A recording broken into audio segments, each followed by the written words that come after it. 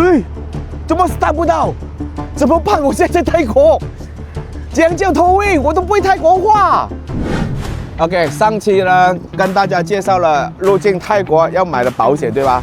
所以呢，在机车遇到状况的时候，我们急需要什么呢？就是要一个24小时可以 on call 的拖车服务，而且最重要的，在泰国呢，他们有本地设置的公司可以前来协调。如果发生状况的话，语言沟通是一个非常大的障碍，而且有时候呢，你还必须要准备赔偿的钱啊，或者是到警局啊，所以我们急需的需要一家专业的拖车公司，让我们发生状况的时候，可以在现场呢为我们调解一切，那么我们就可以高枕无忧了。除了买保险以外，也需要注意这个拖车的服务方面的这个消息。赶快把这视频传给自驾游的朋友吧，别忘了点赞、分享还有 follow，以免错过将来的更多资讯。